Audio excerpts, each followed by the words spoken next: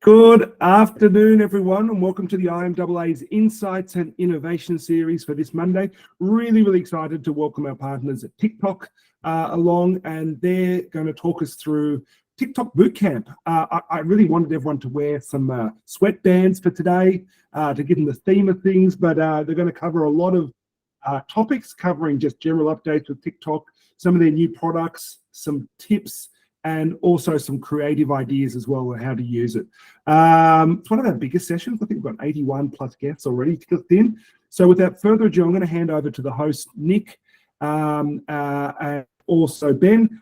Take things over. Over to you, Nick. Or Ben. Thank you so much. I think Nick is having technical problems, so I will kick off. Hi, everyone. My name is Ben. I lead strategic partnerships here for TikTok here in Australia and New Zealand. Nick and I talked a little bit around what we wanted to cover off today around this topic. I realized it's been a little while since our last one. Nick, have we got you back, mate? Yeah, sorry. Page unresponsive comes through at the right time. Yeah, hi, I'm Nick. Nick Ryan. I'm the indie agency lead here. At TikTok, yeah, as Sam mentioned, we're going to cover a fair bit of territory today. And the reason for that is there's a lot that goes on in the wonderful world of TikTok. So we're going to cover everything from platform positioning, ad solutions, some new products to care about, creative best practice. We are inherently a very creative medium. And then obviously some just very top line reporting considerations as well. So, these are obviously fabulous opportunities to speak to a lot of you in a large cohort at once. But if you'd like to go deeper on any of the topics, obviously Ben and myself are more than happy to kind of do a deeper dive where necessary. And I'll pass back to Ben to kick things off. Yeah, awesome. So today we're going to cover a few things. I'm going to kick off first with one of kind of the biggest topics. Now, you may know already a bit around TikTok, but this is awesome. Always a really good start as well. And that is kind of leading destination of TikTok, and that is an entertainment sphere. I think that's the biggest area that we're seeing for agencies and such when they're approaching it is how do you talk about it? We realized the 4 key things to TikTok and how you make it the most use of it as well is really leaning into what makes it unique. These are full screen, so the biggest canvas you can have in terms of a platform and creating. It's completely sound on. 99% of all creatives on the platform have sound. If that's music, voice, text to speech, or something else as well. It's highly engaging. 50% of all users comment, like, share, and stuff they see as well. And then finally, promotes that positive headspace. These are really the key things that we see on TikTok as the driving force behind making the platform different as well. When we talk around our competitors, of course, there are other platforms that quickly come to mind, but our biggest ones are in the entertainment space. Now, if you jumped on TikTok, the first thing you ever be greeted to is that For You feed. This is now synonymous with each other as the most personalized thing as well on your phone. One of the weirdest things you could ever do is swap phones with someone and pass them their For You feed because you're wondering, what the hell are you watching? Because it's so unique to you as a person as well. So when you're working with brands and creators or the like as well, when you're talking around, even organic content, the For You feed really provides that kind of unique experience that people just don't get elsewhere as well. No longer when you download an app, the first thing you do is have to go find who you want. Content will just be provided to you. And then you as the person, you as a user, will quickly kind of find through what it likes, what you engage with, and that likes as well. And that's really the power of it. Now, one of the biggest areas we always constantly get asked is, how do you place better? How do you rank better? How do you get content out there as well? But it's important to know the definition of the platform is built quite differently to the past 20 years of social platforms. And that's purely based off the fact that TikTok is built on a content graph, not a social one. So the linear approach of X followers means X reach has gone out the door. And it's all about how our content algorithm actually looks at and performs based off your interests as well. Because one of the fundamental things platforms didn't take into account, but we do on TikTok, is my interests today change. And so what I like today will change tomorrow, in a month, in 2 months, in 3 months. And so when you have a platform that's stagnant and let on you as the person to change and find what you want to see, versus a platform that sees that you change your interests and adapts as well, that platform will constantly be more sticky and engaging than ever before. And so the secret to really the secret source of this platform is content. And so as a brand or as starting from day one, you just got to crack on and make effective content because your reach is not limited to your followers. Now, excitingly, we were able to release finally some stats around TikTok in Australia. Now we have a user base of 9.6 million users, and that's equivalent to a lot of Aussies on the platform as well. We have 57 million monthly video views and then 22 million monthly videos created as well. Just the sheer volume of things that are happening on the platform is immense as well. And we've now also welcomed 350,000 businesses to the platform every single day in Australia. Now, some of the other juicy stats in terms of the breakdown demographics, of course, as a platform, we've always been skewed towards a younger demographic as well. But really where it's exciting is the fastest growing one is that kind of 25 plus as well. And so this is where we currently sit across the board with very equally skewed for 18 to 25, taking up a sheer majority as well. But male and female is not just 50-50, slightly geared slightly differently as well. In terms of audience, this one isn't too surprising in terms of state breakdown as well. New South Wales, Queensland, Victoria taking up the most majority for this as well. In terms of breakdown, this one is always my favorite one. 137 minutes a day is the average. So a movie's length of content is spent on this app every single day. So if you wonder now where the eyeballs are going, it's always going to TikTok as well. What I said earlier around how the For You feed is powered and how the platform sticks as well, this is just fundamental. This is why people are on here for so long, is it's purely leading for entertaining. You're not here to jump on, see your friends, your family as well. You're here to find new stuff that's engaging to you as well. And so now we rank as the highest session duration of any platform out there next to our competitors as well.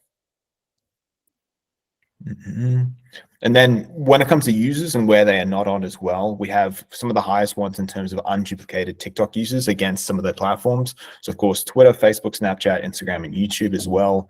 Twitter being a different one where there's only such a smaller user. So that's typically a higher unduplicated level as well. But a lot of the platforms and users on here just aren't on the different ones or spending the most time as well on these platforms.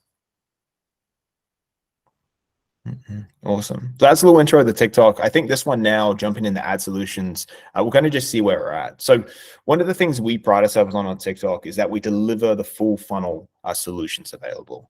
And now these are broken out in all different scenarios. We also have them broken into two key buckets, which is reservation products and then also our auction-based products as well. And so our bigger ones that you see and I might be more accomplished with is our auction-based products, but some of the ones that are there more in the awareness space as well in our reservation ones are our top view, top feed, hashtag challenges and effects as well. And then what you may use on a daily basis is those more auction-based ones, which we'll talk about in a second as well.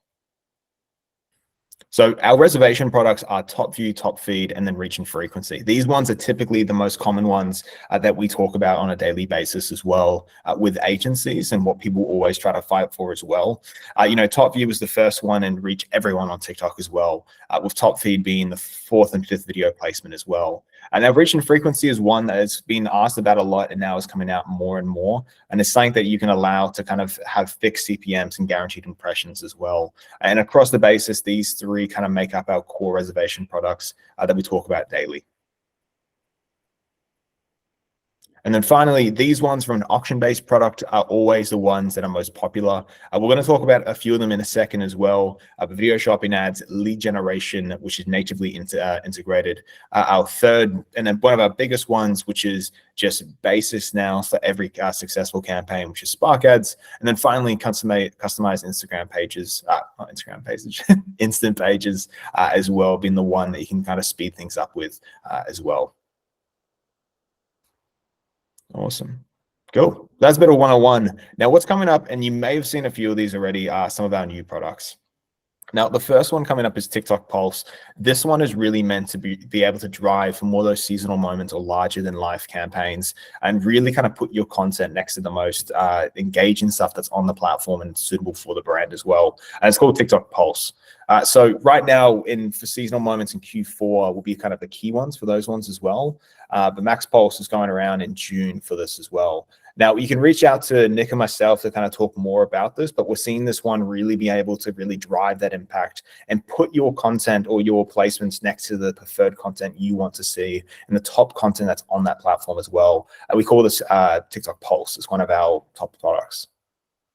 Yeah, this one's got a lot of similarities, I suppose, to like a YouTube Select. So you can essentially, it's contextual targeting, but against the most popular content, as Ben said. And there's different content categories in addition to the kind of seasonal pulse and the max pulse that you can take advantage of. There's kind of quite broad, I guess, categories that kind of fit most advertisers. As it says, this kind of just got rolled into I guess, general availability as of the start of July. So it's relatively new. It's hot off the press and worthwhile considering if you're looking to drive, I guess, contextually relevant, brand impact. Yeah.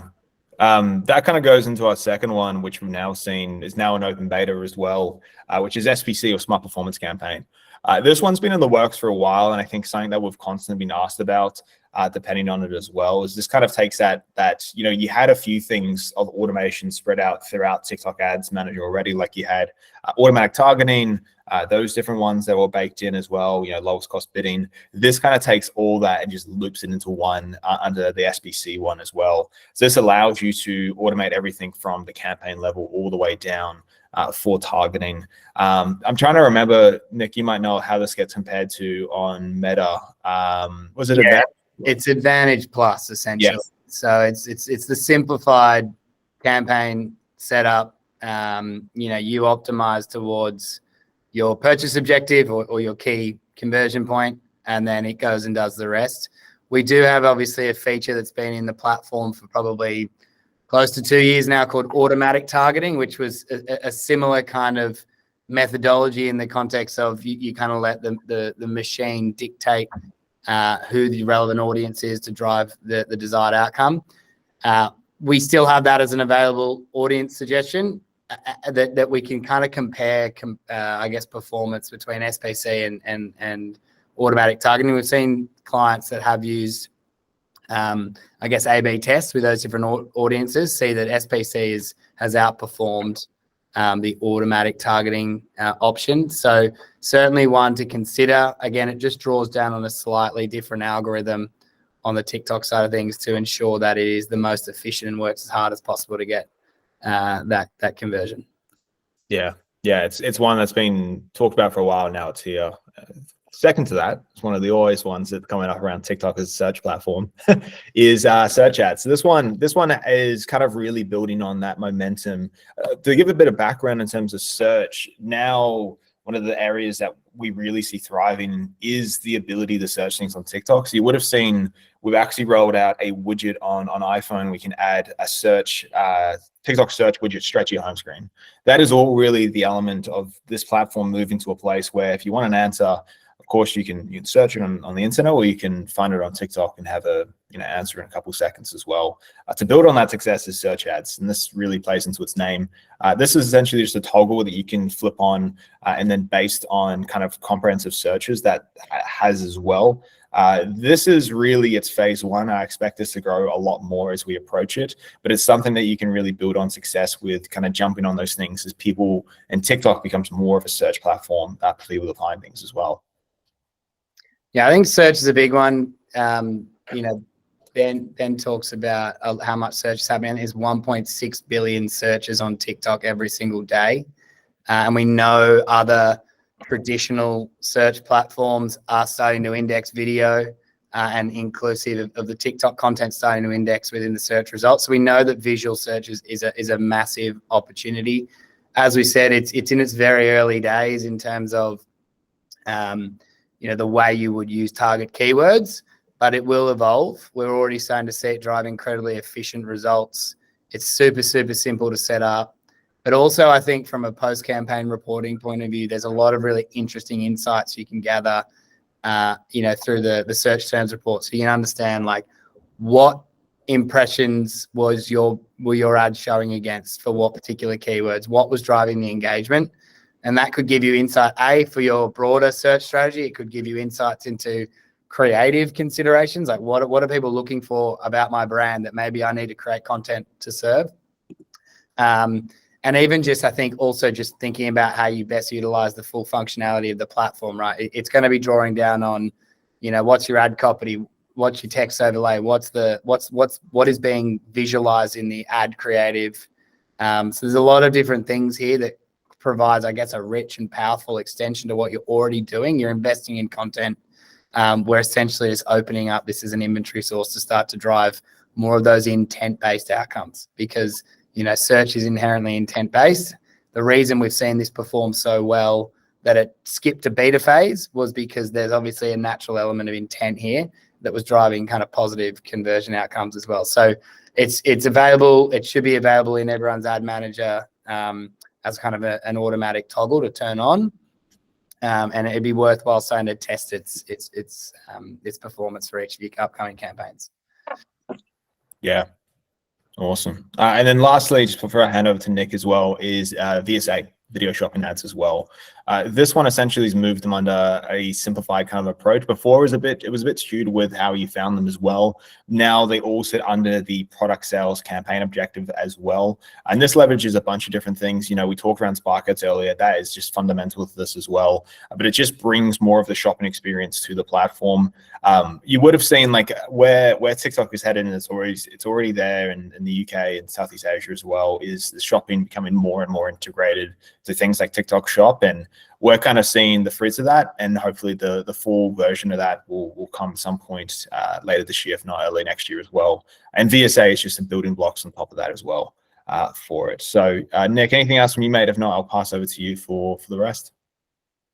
No, cool. I think, thanks, Ben.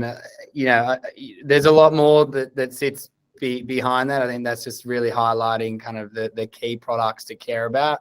As I say, as far as kind of strategic inputs or campaign support, reach out to us if there's anything upcoming, and we can obviously provide some guidance on how to best set yourselves up. But we also wanted to cover the creative side of things in this presentation, because there's been research that our team and Kantar have run in partnership together to identify that creative is the biggest driver of campaign success on our platform, and far more significantly than any other platform. I think 75% of a campaign's impact is going to be driven through the quality of the creative.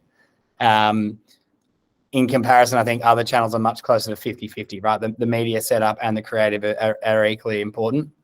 Now, TikTok also has kind of had to do a bit of scrambling in terms of its external comms, because probably 3 or 4 years ago, we went out with a big brand platform called Make TikToks, Not Ads. And what that led to was the industry creating pretty random shit, to say the least. And essentially, what that's meant that we've had to spend a lot of time trying to identify, well, what are the creative building blocks that build good ad creative on our platform? And the beautiful thing is that those building blocks are the exact same as what's always built good creative and good ads across print, across digital, across TV, across radio. It doesn't matter what medium. The same fundamental principles of good creative apply on TikTok. And we've kind of distilled them into kind of these 6 key buckets. And I'll go through each of them and support them with a different example. But the first one is early integration. So it's imperative to get your brand introduced into the ad creative as quickly as possible.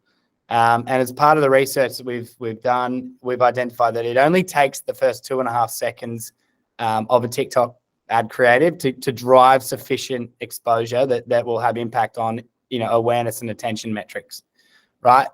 Whilst it's important to integrate your brand early, that doesn't necessarily mean it has to be a logo card or a brand product card. You can do that and integrate your product natively through brand cues, product placement, etc.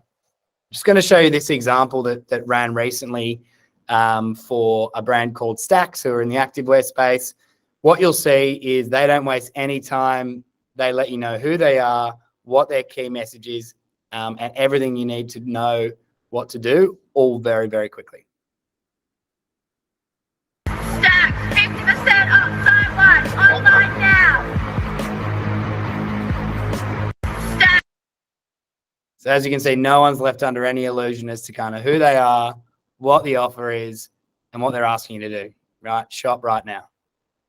The next one's really interesting as well, right? You know, I think when it comes to ad creative, you know, the industry's probably been hampered by the fact that certain ad units across the ecosystem are designed for a specific time length, whether that is self-serving to the platform and actually limiting to the ability for a brand to do really strong creative is another question. But on TikTok, there is no magic number, right? We don't say it's got to be done in 6 seconds or 15 seconds. Ultimately, you've got as much time as you want to tell a story. I think from the recent updates, you can run an ad for as long as 10 minutes. And that was challenged by Hilton Hotels in North America really successfully recently. But I want to show you an example from New Zealand. So Vodafone in New Zealand has recently rebranded to One New Zealand.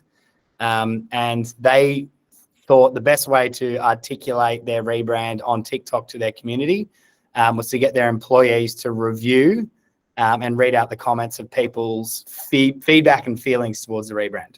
That is bullshit. Not using you again. Is this like all bad? Like, do you have any ones that are nice? LOL should rename their company to instead. I don't think legal would allow that. Logo kind of looks like a butt.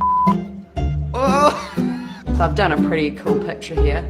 To dumb.nz. I don't think we'll get you to work for our marketing department. It's called One because one person working in your call center.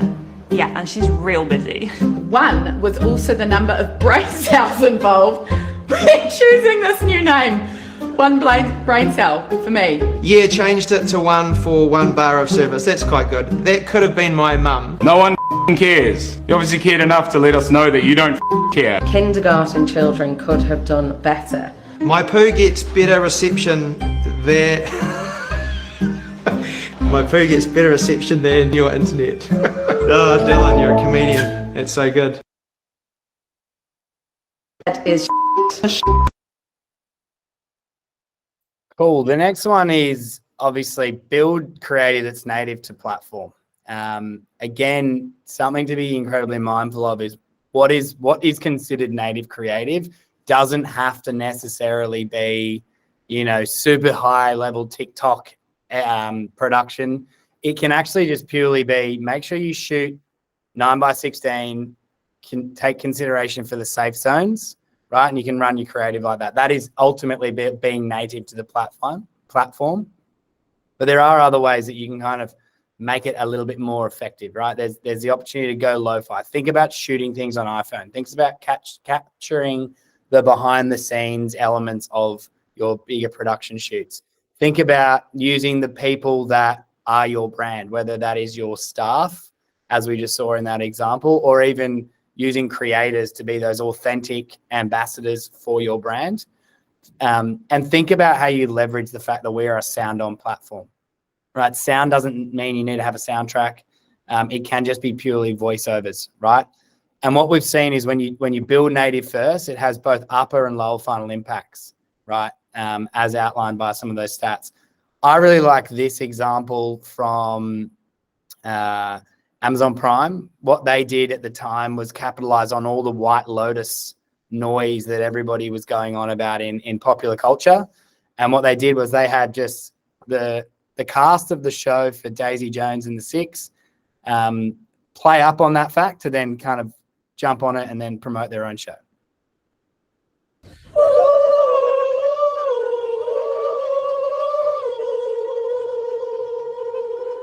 Daisy Jones and the Six on Prime Video on March 3rd. Super, super simple.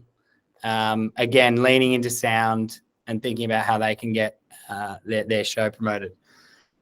The next is event triggers. So what we've identified is that ads that are constantly introducing new information have a stronger impact on memorability, right? So in order to keep people watching for things for longer, it's important to constantly introduce new information, right? That can be, you know, sound changes. That could be scene changes. It could be introducing text, emojis, brand cues, whatever these kinds of things are. Ultimately, what you're doing is you're introducing that user to new information. We know people have, very low attention span. So as you do scene cuts or introduce that fresh information, you can keep them sticking around longer and drive stronger engagement. This is an example I really like from Ramoa, who are a suitcase brand. We know everyone was going to Europe this summer or already there. Obviously, they use the kind of point of view style of from a shop point of view to promote one of their suitcases traveling throughout Europe.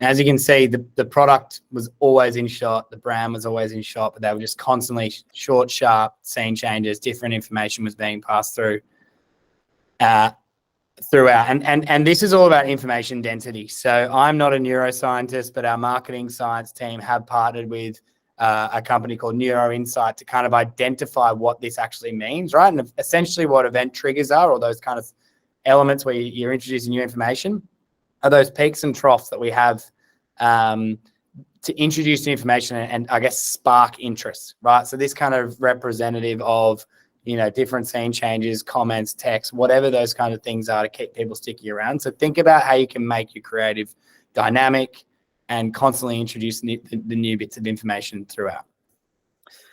Product demonstration. So again, I think this is all about, not just describing benefits of a product, but actually showing people how to use it and to take the most advantage. Right? Make it really easy for the user to understand how this product is going to make their life better, right? So we're talking about more of that kind of lower funnel intent. But in this particular example, I'm going to show you, it's from a Suzuki.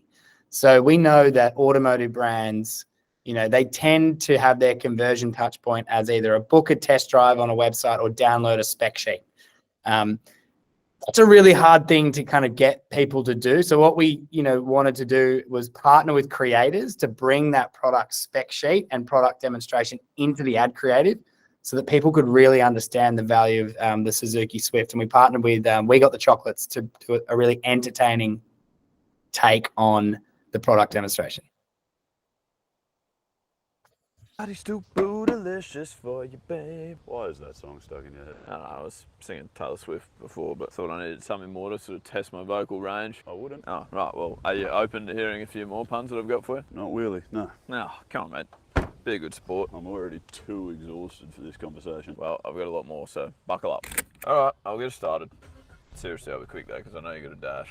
Blink and you miss it. The Swift is a car I can really see myself driving, Skin. You always fold under pressure. Honestly, give me a break. Alright, I'm happy to steer the conversation back on track. You sure you don't want to join in with the puns there? I might respectfully decline.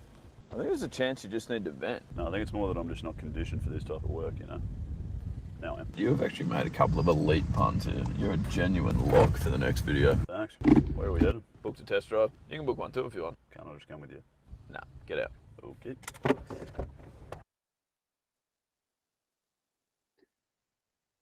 And then the final is a call to action, right? So again, if you want someone to do something, if you want them to subscribe, if you want them to buy, if you want them to visit your website, visit your offline bricks and mortar store, tell them exactly what you ask them to do. Don't leave anything to anyone's illusions, right? Make sure you tell them what you want them to do, because what we've seen is that when you use a CTA, a really strong CTA, that has a full funnel impact in driving click-through rates, and particularly when you partner with creators to do that successfully. I want to draw attention to this campaign that Samsung ran in this market earlier in this year. This just won I think a Cannes Grand Prix over in France like a couple of weeks ago. So it was an incredibly successful campaign, but it wasn't all the time. At the beginning of the campaign, what they were trying to get people to do was search for hyper niche topics to fall into a very targeted ad scheme to then be slowly introduced with new clues to win a free phone. Now, we all know as marketers that when you set up a hyper granular campaign, you're only targeting a very, very small audience. And if people don't know how to fall into that audience, probably the campaign's going to flop. And that's what this was doing until they decided to start partnering with popular creators to start to seed out information to get people involved in the campaign. As I said, it's gone on and won several awards, including the best of the best. And I'll show you this example here, using this podcaster to kind of explain the campaign, but also encourage people to get involved. Two other things: the product and the brand name are never not included in this piece of creative.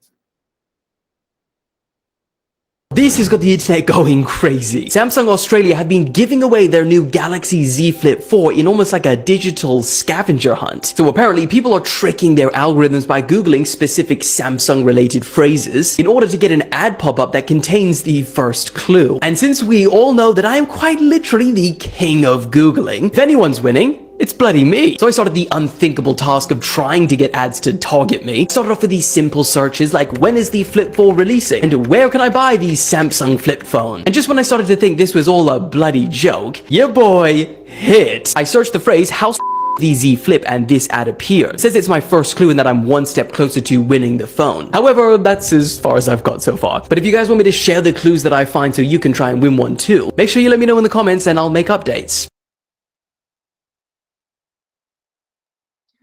Cool. And then the last thing we'll just touch on for creative is just in terms of, there's questions around how much, right? How much creative do I need and how frequently should I be refreshing it? I think that the recommendation from our team is you want to kind of aim for 3 to 5 ad creatives in each ad group, and you want to kind of refresh your creative every 2 to 3 weeks.